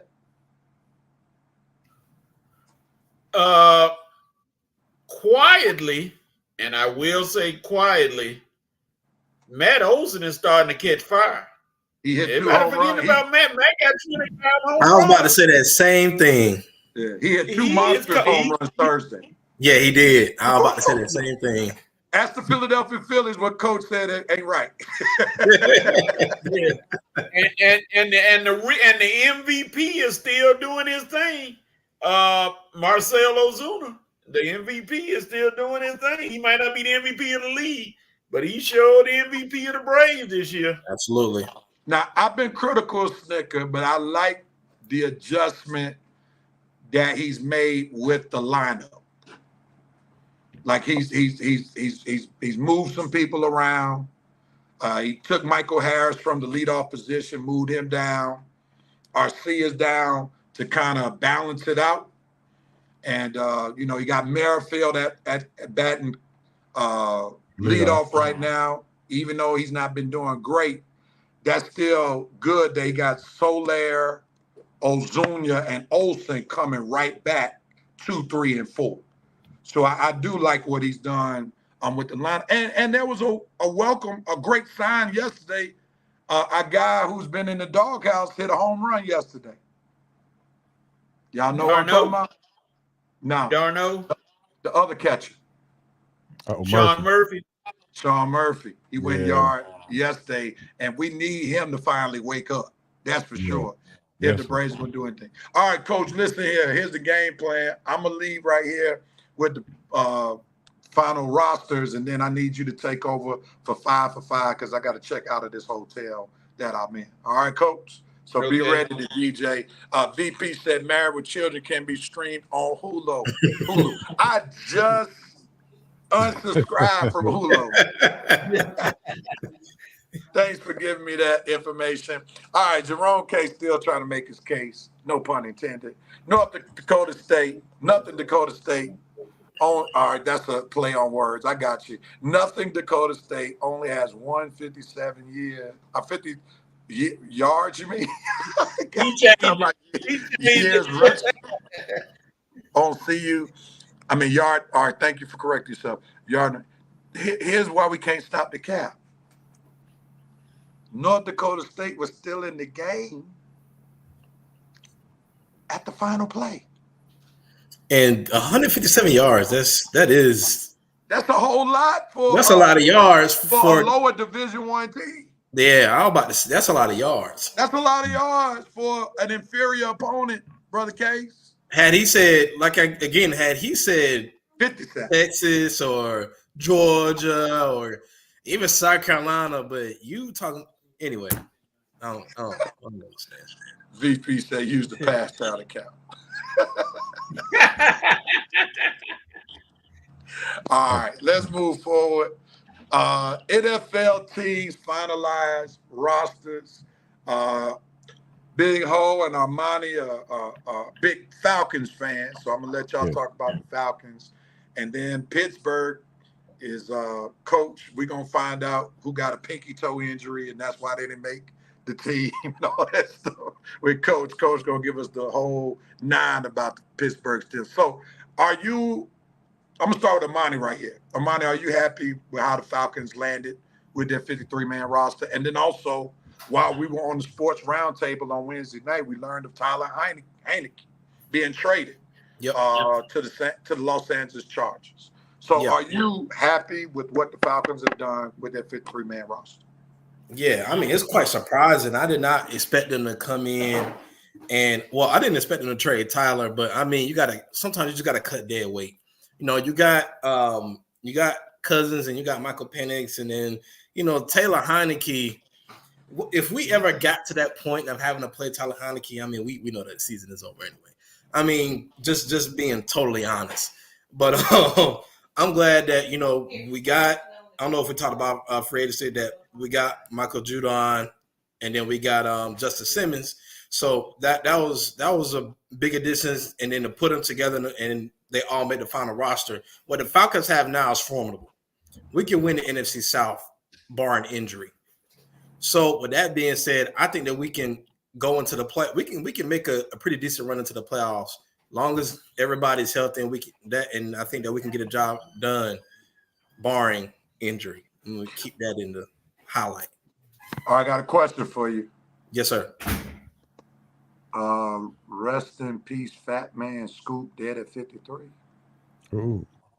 He's a guy in Texas, one of those rappers. He was either he had a concert, he passed. All right, sorry to hear that. After the concert. Condolences. All right, so not to diminish what Case just posted, we pray for his family. Armani, what would be in your eyes a successful season for the Falcons?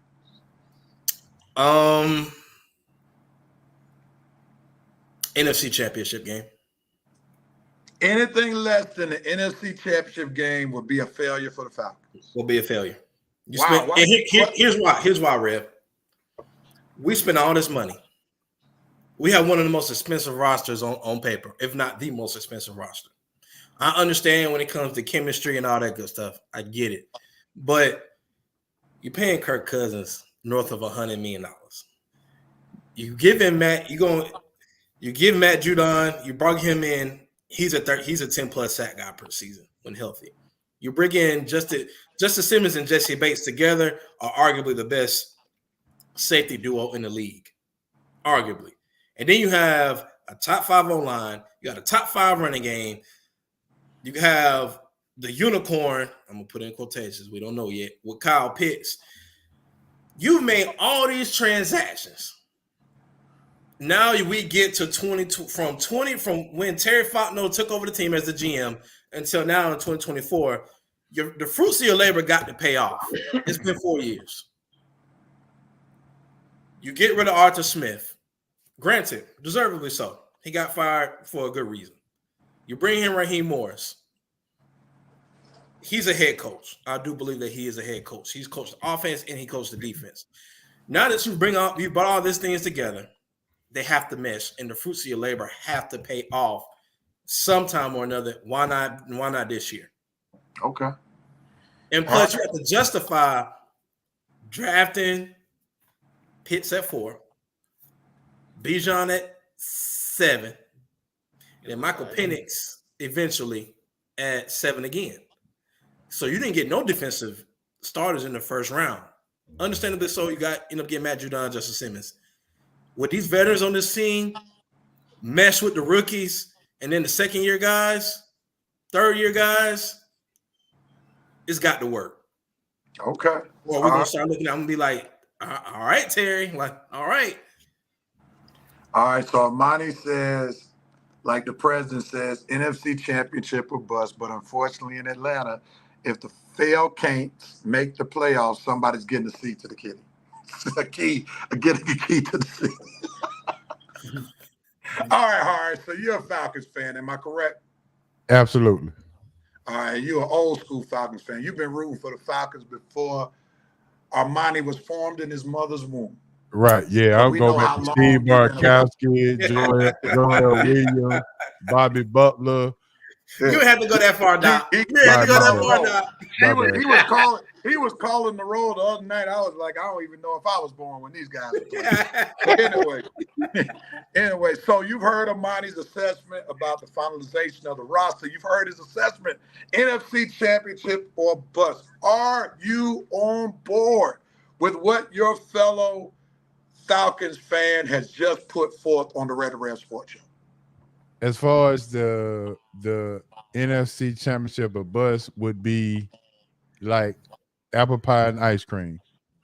But for me, just winning the division will be satisfying for me. That will be a successful season for me. Only because we went from the hunter to the hunted within 24 hours. We signed the defensive end that we've not had since John Abraham, and we signed a Justin Simmons who's already picked off Pat Mahomes 5 times in his career. So we went from the hunter to the hunted within 24 hours. So with a first-year coach, a first-year offensive coordinator, a first-year defensive coordinator, are you able to manage being the hunted in your first year? Okay. Now, that's a lot. That to me, that's a whole lot going on in the first year. Yeah. Will Arthur Blank continue to keep the other guy over into the soccer in the soccer office? Keep him where he at. Keep him in the soccer office. Oh, That, my God. so if you keep him in the soccer office, and then if you get us a NFC South division champion, I think then that's the momentum that we would need to move forward. I was once told one time that an avalanche starts with one snowflake. So NFC championship, NFC championship division title. Okay. And that will be the snowflake. Let's get that done. That's a great point, because can we name the first year coach who also had a first year offensive coordinator, defense coordinator, won a Super Bowl, who's been to a NFC or AFC championship? Right. Gary Kubiak. Didn't Gary Kubiak do it his first year? He might have gone to the AFC championship. Okay, that's what I thought. Yeah. He might have gone. But that is, and to Harris's point, is very It's rare. not normal. Yeah, it's not normal. Yeah, understood. It's very rare. So I think that's a fair assessment. I can see your point as well, Monty, with the amount of money that has been spent. But history tells us that it's probably not going to be the NFC championship game, because we still got to remember there's some good teams in the NFC that have not gone. They haven't gone downward. They've maintained. Like San Fran has not gone down. Maintain. Yeah, you're right. Absolutely. Detroit has not gone down. The Philadelphia Eagles, who were in the Super Bowl 2 years ago, arguably their offense has gotten better. Questionable defense since they lost some horses. So, it's going to be interesting. All right, Coach, here's what I'm going to give you these guidelines. The Revanite Nation does not care about anything about the Steelers but the starting quarterback. That's all we want to hear about. All right, those are guidelines for you. So we don't need to hear about somebody who got cut, got re-signed on the practice squad, and they may be a force later on the season. We don't really need to hear nothing about that. All right. Because Coach really needs to do a Pittsburgh Steelers podcast on his own, because he could give you all the nuts and bolts, everything about the Pittsburgh Steelers. I just planted a seed in your sports talk spirit right there. But anyway, Coach, did Coach Tomlin get it right naming Russell Wilson, some will call Sierra Wilson, the starting job? I really don't know what to say, because I don't know how I get guidelines, and they talked about the Falcons. There were no guidelines. Because there are more people who are concerned about the Atlanta Falcons. This is one of the rare sports shows where people care more about the Falcons, nuts and bolts, than they do the Pittsburgh Steelers.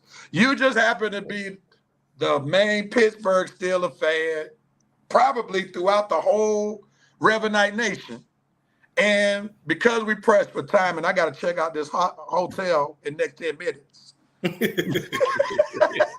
that's why I'm giving you the guidelines that I have. So with those guidelines, and the only thing we really care about, did Coach Tomlin get it right?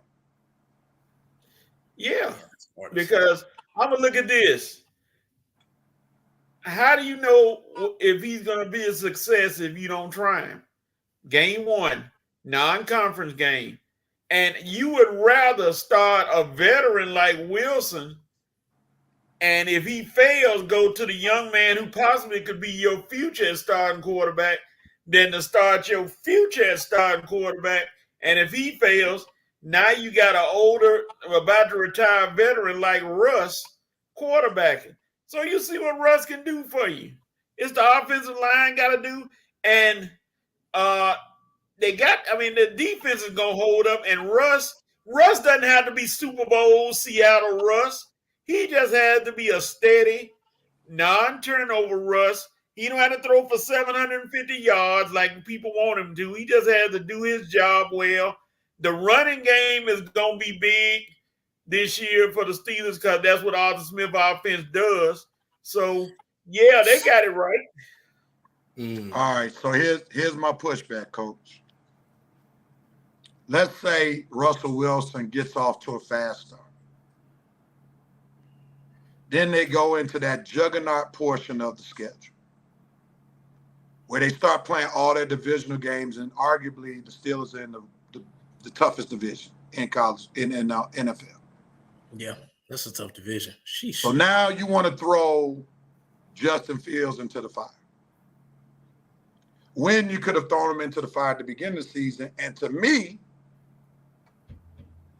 you only have 1 year to see if Justin Fields is your future. Do you want to see a whole body of work, whole season of work before you have to throw $50 million to him? Or are you satisfied if he's thrown into the fire, he somehow manages the fire well, and you only saw 6 games? Because Russell Wilson is not the future. You may have the future on your roster right now, but aren't you concerned that you need to see a full body of work in order to see if you should throw that kind of money at him? Well, I think Justin Fields is going to play at some point in the beginning of the year. If it's spot play, that's what Tomlin is going. Tomlin goes with veterans, and I understand what you're saying about Fields should be out there if that's your future. And I can say that I agree somewhat with that point, but what's the saying? Styles make fights, I guess. So I guess I don't know if he Fields did not. So what they're saying is did not pull away from Russell Wilson when he had the chance. So like I say, it may be a 1-game thing. Russell Wilson may just play against the Falcons and dictate on how he does. He may not be out there long. You know, I think it's game-by-game thoughts. I don't know. I'm just looking at it from Tomlin likes the veterans, so he's going to go with the veteran Russell Wilson. I personally, if you ask me, I would have said Fields myself because that dimension of defenses he's hard to plan for with a defense. You don't know if he's gonna run. His escapability is better. He has more versatility than Russ. So, and then like I said, that first game, Future gonna be playing all games. So I don't know if Russ gonna be able to handle that part of the game. That's right. But, I would have gone. And the other piece is this: we still have to be honest. The Pittsburgh Steelers O-line is suspect. They're not proven.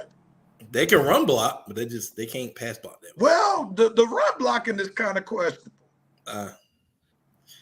Because they didn't even give Najee Harris his extension. Is he? He's gonna get one. He's gonna get one. Saying, that's already like that to me. That's not more so a referendum on Harris. It's a referendum on the offensive line.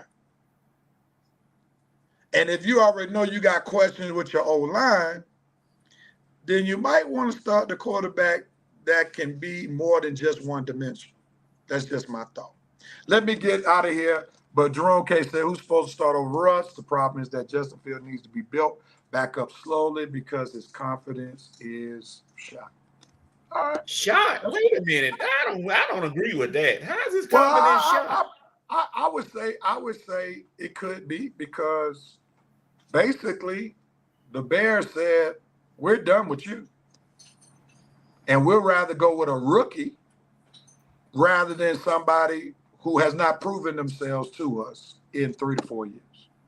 So I wouldn't say that's a baseless claim that is shot because the Bears brought in a number 1 wide receiver and thought that was going to remedy the situation. It could be argued that they did not give him the weapons that Caleb Williams has around him to start his career. But I can see why somebody could view it as his career has been shot so far because the team gave up on him. Yep. So well, like they said, One man's garbage is another man's treasure. So we'll see. Y'all treat him right so he can be a treasure. How about that, Coach? Oh, he's gonna be Well, fine. you did him a He's disservice gonna be by hiring Arthur Smith, but that's neither here nor And the Falcons fans, But you know said what? amen to that. The Falcons fans to said that amen. point. To that point, you know what? I'm gonna say this, and then with all honesty, when they hired Arthur Smith, I had some concern. But guess what? How are the Falcons gonna feel if Arthur Smith designs the offense and comes out there and they win that first game? If That they ain't win gonna that first game, oh my gosh, oh my god! You said not gonna happen? It ain't gonna happen.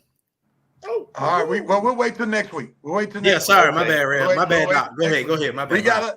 We can spend 30 minutes on that. All right. Yeah, We'll make sure we carve out 30 minutes for Pittsburgh Steelers, Atlanta Falcon trash talk. But I gotta check out this hotel. Coach, if y'all want to keep talking, feel free. Make sure you do 5-5. It's been a pleasure, brothers. I will see y'all next week. Thanks, Ho, for coming down. Armani, I'll be looking for my cash app. All right, Put it in the chat. I will, and I appreciate you finally to Red and Rev Sports Show Society. All right, y'all be good, man. Holla. All right. All right, y'all. We got right now. We got about 2 minutes to kick off. We got a 5 for 5 coming up. We're gonna blow through these topics. 5 topics. You got a minute and a half to talk about them. After that minute and a half is up, if you're still going, I'm gonna mute you. Unfortunately, so keep your comments brief. Once the music starts, we're gonna jump right into these topics. And there's the music right there. So Armani, I'm gonna start with you. And when you see it, I'll give you the topic. First topic: Ja'Marr Chase chasing the bag. What should the Bengals do with him? Ready? Go. I mean, you see not Debo, but Ayuk just got paid, and CeeDee Lamb just got paid. As my favorite quote, yesterday's price is not today's price. You're going to have to pay Ja'Marr Chase more than what they're paying Ayuk, more than what they're paying CeeDee Lamb, because he is probably a top 2 wide receiver in the NFL right now. So with that being said, you got to pay him. Pay him whatever you got to pay him to keep him at that Burrow and Chase. You got to keep that together. So with that being said, you got to pay Ja'Marr Chase. Hey Joe. All right. You say Ja'Marr Chase chasing the bag. I got a twist for you. The bag is chasing Ja'Marr Chase because he has proven that ever since he's been in the league, he's been the top 3 receiver ever since his rookie year. So he don't need to be chasing the bag. He's proven. And being that he's proven, the bag is actually chasing him. So I'm sure Joe Burrow probably made a phone call to the front office and say, look, let's do what we need to do. And Burrow probably go get him paid. So he has people in his corner, and they got to do everything they need to do to try to get KC from not three-peating. So he'll get paid. Okay. All right, moving on. Next topic. Heisman candidates. Who do you think stands out as a Heisman candidate this year in college football? H.O., give me yours. Ooh, boy, listen, it done started off real good, and I think, listen, this gonna be a sleeper, but Cam Rising may be the one who's rising to the top right now. The quarterback, he was hurt last year, quarterback out of Utah, and boy, look him, he is doing this thing. Shedeur Sanders, he put up Heisman numbers on Thursday night. We'll see if he can continue that. And Carson Beck, they trying to figure out how to market him in UGA. So we'll see what he does today at 12 o'clock. The game's about to start. So I got Carson Beck, Cam Rising, and Shedeur Sanders right now. All right, Armani, Heisman Trophy candidate. I'm gonna go Carson Beck, Cam Rising, Dylan Gabriel from Oregon, and I'm gonna go Jalen Milroe. Those candidates are on great rosters. We've seen what they could do last year, and if those guys get a hot start, it's gonna be those 4 guys, because where they're at and the positions that they're in. So I mean, they have great opportunities. They're both on great teams. Now they just got to go out there and prove it. It's theirs to lose. It's going to be one of those 4 guys, without a doubt in my mind. All right. Yeah, it's gonna be close. It's gonna be tight. And Ho, your point, Cam Rising is dangerous when he's healthy. Oh yeah. If he can stay healthy, that's his only killing. That's the only thing that's hurting him. Yeah. I think we left somebody out, Coach, in the money, and that's Jalen Daniels from University of Kansas. Oh yeah, he is good. I forgot about. Yeah, he is good. We left about out Jalen Daniels. Woo! You were talking about the blowouts early in the show, Coach, and you saw Kansas put that thing on. So Jalen, he's a good. That kid is gonna be special. Yeah, Jalen Daniels. We left him out, so we might as well add number 5. Yeah, to that. Add it. Yeah. All right. What's his name? The VP said Miro will be my dark horse. Go get it done. I'll be rooting for that kid. Okay, he's rooting for Miro from Alabama. All right. Next questions. Let's see what I can find it. We talking about getting paid. CeeDee Lamb and Brandon Ayuk got paid. Armani, what you think about that? They got paid. They got what the market dictated that they should get. I believe that Ayuk is good. I just don't think he's Debo, Jamar Chase, Amon St. Brown, Tyreek Hill. I don't think he's up there with those guys, but he is a good receiver. CeeDee Lamb got what he was actually worth. Now, that's going to hurt Micah's contract. That's going to hurt Dak's contract coming up. But if they front load it and they kind of organize it to be team friendly, they'll be able to keep them together. But they got what the market dictated. Well, CeeDee Lamb got what the market dictated he should get. Not so much Ayuk. I think they kind of overpaid for Brandon Ayuk, but I get it. You want to keep that core together and try to go out and win the Super Bowl. I understand it. So to me, Lamb got the market. Ayuk got overpaid. Hey, Joe. First of all, let's give a shout out to the brothers getting millions of dollars. Let's first give a shout out to those guys. Ayuk, CeeDee Lamb, both come from an urban community, a melanin skin community. So shout out to them. I was surprised that San Francisco paid Ayuk before they even did Trent Williams. I'm not sure what message that sent, but okay. Y'all been winning, and I think, y'all know what y'all doing over there. But they got exactly what I'm like a money. CeeDee Lamb got what he was worth for sure. Yeah, absolutely. Ayuk, that's okay. Some that Ayuk felt like more like a Joe Johnson situation. Yeah. It was like, okay, we'll have to do this to keep the chemistry together. And okay, cool. If we have to overpay, we'll overpay. But they both got paid, and hey, it is what it is. So Jamar Chase, the bag is coming. All right. Oh yeah. Let's see here. The VP said Ayuk is a good route runner. I was rooting for him to be a Steeler. Brock Purdy is on you to get it done. You had a weapon. I just don't think you or your coach will allow the team to be great. Yeah, I said it. Yeah. Purdy ain't the problem. Right. We know who the problem is. Yep. That Shanahan fella. Let's see. Jerome. Oh, wait a minute.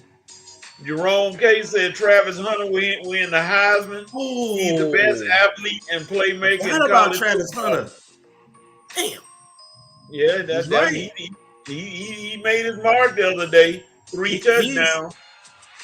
Jerome makes a great case. He made a great case right there. I forgot about Travis Hunter. He up there too. And VP said Ayuk is valuable because Debo stays hurt. All right. Insurance. Let's see. Okay, moving on. HO Chris Sale. Is he a candidate? And could he possibly win the Cy Young for the Braves? Absolutely. He's the best pitcher in the league right now. It's not even close. When you want to stop the bleeding, don't even put a Band-Aid on it. Just put Chris Sales on it. Because he is, listen, I don't know. He can possibly win Comeback Player of the Year and the Cy Young in the same year. I mean, let's be real. Chris Sale has been exactly what the Braves needed. Yep. And Lopez has been the right-handed version of Chris Sales, exactly what the Braves needed. But yeah, I think Chris Sale is well deserving to be in the Cy Young talk all the way through the season because of where the Braves were, especially since Strider went down at the beginning of the season. He took the mantle and took over the ace, and he's done well. Armani? Yeah, Chris Sale is exactly what the doctor ordered, man. He's great. You know, he's probably, like H.O. was saying, he's the best pitcher in the game right now. And last year, all we could hear is about the pitching from the Braves last year. So he's exactly what we needed so we can finally get over that hump. But it just sucks that our guy went down, MVP went down, but still, yeah, he's very deserving. Very deserving. All right. Lastly, last question. Division races heating up in major leagues. Give me the teams you think that might be the division winners for each division, Armani, starting in the National League. I think because the Phillies in that league, right? Yep. I think that the Braves can catch them, but I think the Phillies I think they're too strong right now. So I'm gonna go with the Phillies for the National League. For the AL, I'm not 100% sure. Who's leading the AL right now?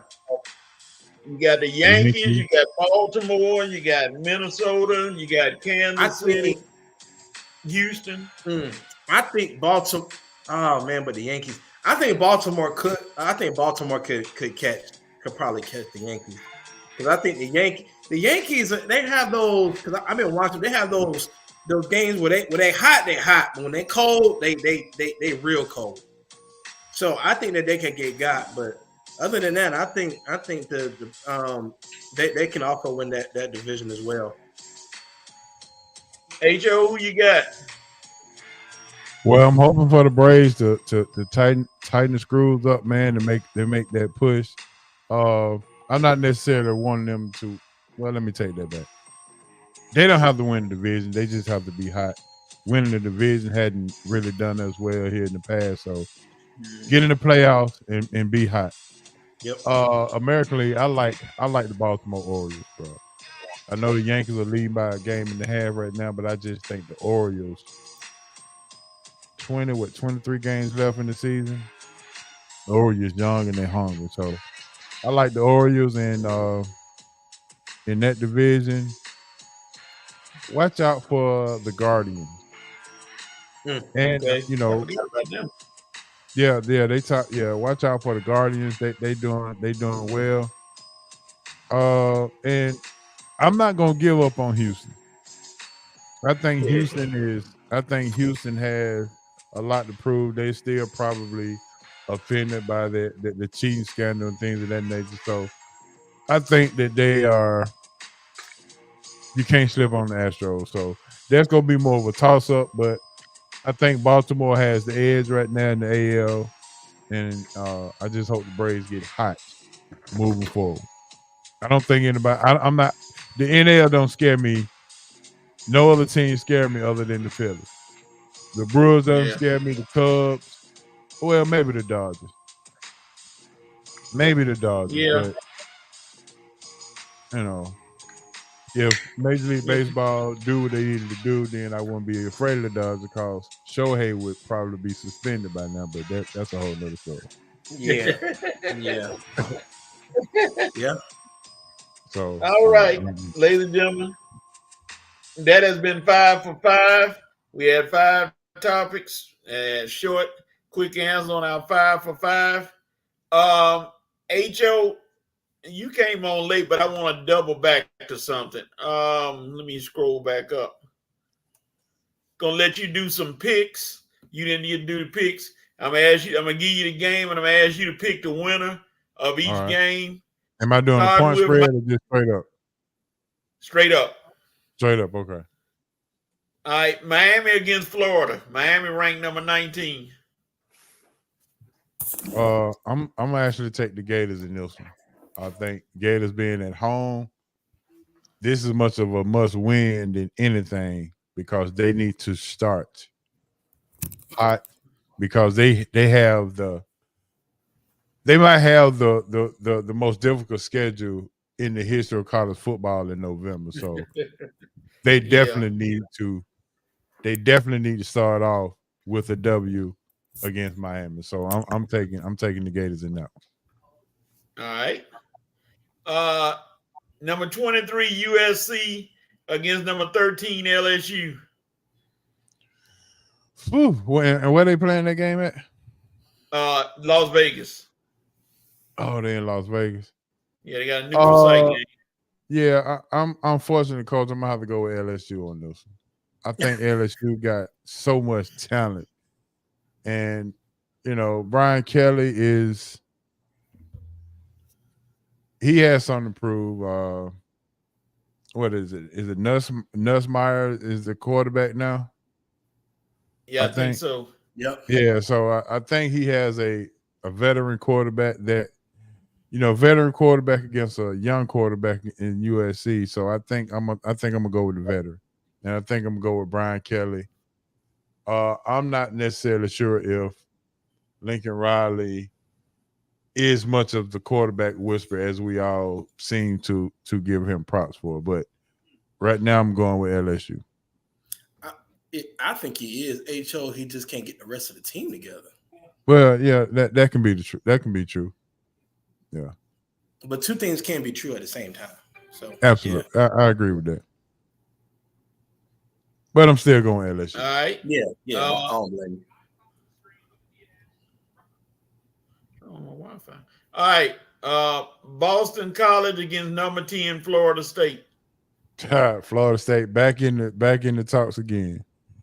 Whew. Listen, if Florida State loses this game, you gonna start hearing Deion Sanders talking rumors. And I think after going undefeated, being left out of the playoffs this year, losing the first game of the next year, which is last week, you have to win this game. Florida State has to win this game. I just don't think that the fan base can bear anything other than a victory right now.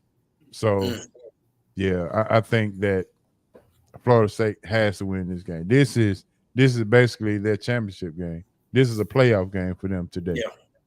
Yeah, and you're absolutely right, HO. I mean,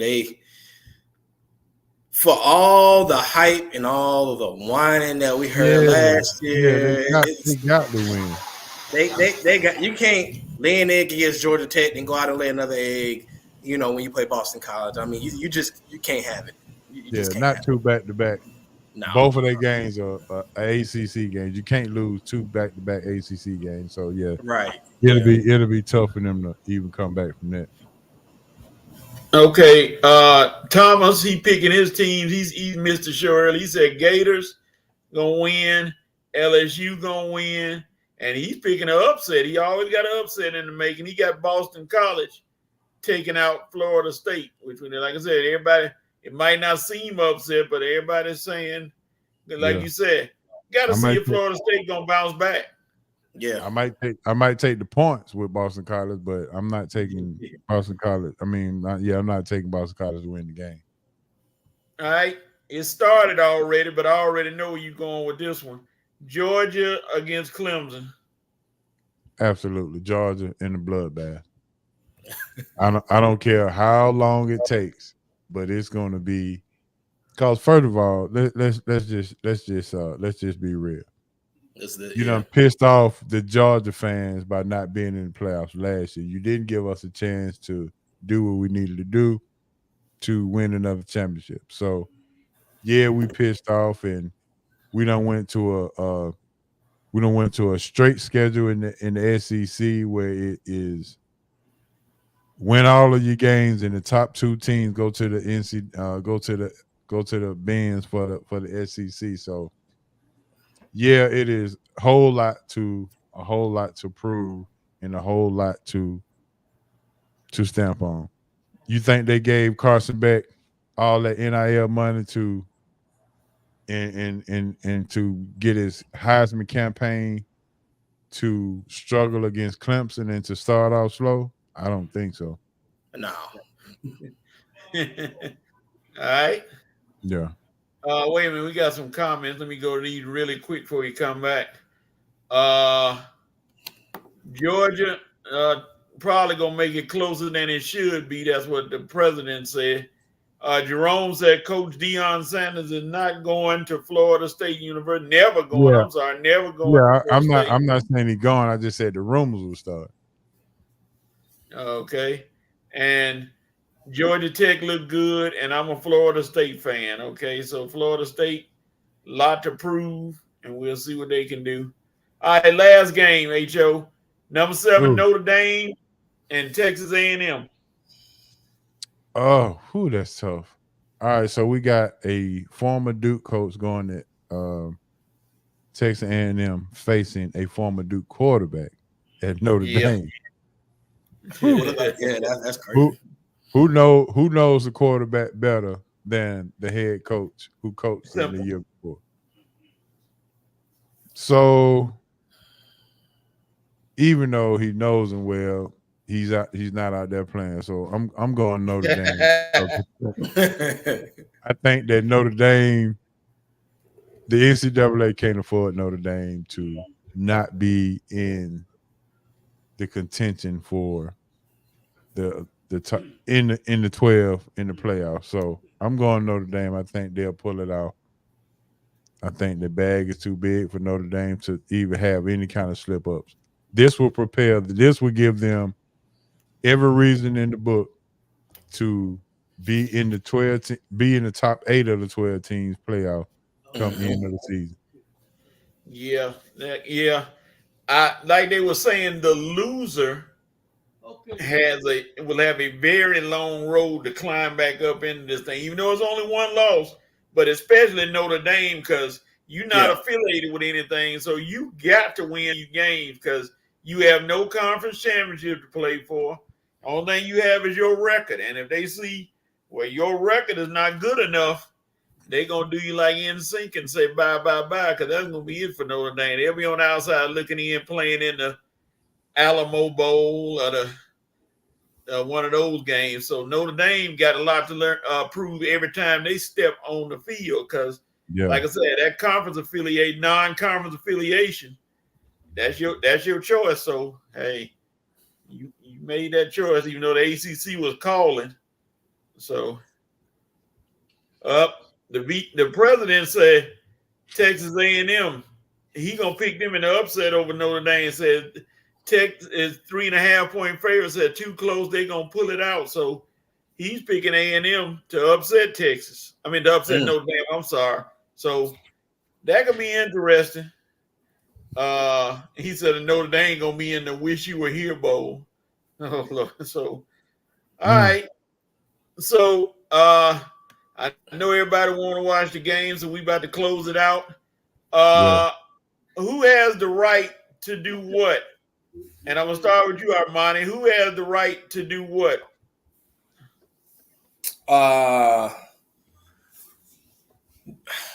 Man, Georgia, y'all have a right just to go ahead and put old Dabo out of his misery. I mean, y'all starting off slow today, but we know once Georgia get going and get crunk up, it's gonna be a bloodbath. You have the right to just go ahead, put the Tigers out of their misery and start them off with the 0-1 for the start of the season. All right. Hey, Joe, what you got? Who has the right Yeah, to do what? Atlanta Braves, you got the right to go ahead and finish off the Phillies. Go ahead and win the last 3 games of the series. Get your confidence up, and let's get hot going into the stretch of the season. Let's go Braves. Yeah, and quietly, the people not talking about it, but the Braves are only 2 games out of that top wild card spot now. They only 2. They just trailing by 2 games, so they could come back if they do well against Philly and steal that top wild card spot and put a little cushion on that playoffs for them getting up there near the top ahead of San Diego and Arizona. San Diego might have hit a wall. We don't know. Arizona got the Dodgers, so hey, it's put up a shut up, Brave. This is your chance to make that run, and then, like I said, play the Phillies. Get the Phillies and put a little pressure on them, and let them know we're not going away, and we hope we see y'all in the playoffs so we can put you out of your misery and see what happens. So yeah, it's gonna be tough, but I think they can do it. Jerome K said, let me say this. As long as Notre Dame wins 7 games, they will always be in the 12-team playoffs. They bring too much money. I don't know about that because I don't think 75. Yeah, I don't believe that neither. 7, 8, 7 is that more like 9, 10, but 7, that is not the number. I'm sorry, that ain't the number. I don't know if that's gonna get you in the playoffs. That's gonna be kind of tough. Yeah, that'll be tough. Not 7 wins. Yeah, for all those other teams winning 10 and 12 games, 11 games. No. So, all right, we'll see. But okay, he said Florida State, you have the right to bench the traveling DJ and win by 14 over DJ. They're talking about DJU. We'll see what he does, how he comes out. If he comes out firing against Boston College to make up for that lackluster effort against Georgia Tech. So, all right, Coach, Rev gone now, so you can call him what you want to call him. DJ Ugly. I'm not gonna mess with DJ. I'm gonna give him his credit. I ain't gonna call him DJ U. I'm gonna say DJ U, and I ain't gonna mess with him. I hope he does well because he's being raked over the coals right now. So yeah. I hope he's able to make a comeback against Boston College. But, ladies and gentlemen, that's our show because I know, like I said, Georgia's on, so I know everybody wants to get to that Georgia Clemson game. We want to thank our buddy, H.O. from Bankhead, who anchors the Sports Roundtable. Yes, sir. I'm going to have to get him money on one Wednesday. Yeah, see if you can catch him. And we want to thank Armantis for coming back and gracing us with his presence. It's football season, ladies and gentlemen, so it's about to be on. Hey, Joe, tell everybody where you can catch the Sports Roundtable. Hey, you can catch Sports Roundtable online every Wednesday from 7 to 9 o'clock p.m. Eastern Standard Time, man, on YouTube and Facebook. SRT Sports Talk Radio is the tagline. All right. Ladies and gentlemen, that's all. We're gonna get out of here. We want to thank you all for joining us. Tomorrow we'll be back at our usual time at 11 o'clock on your dial with some more college football. And please make sure you tune in next week because it's NFL time next week on the show. So make sure you tune in. We'll be talking about the NFL teams. For everybody out there, H.O. from Bankhead and Armani, we're going to holler at you next week. Peace. All right. Peace. Holla.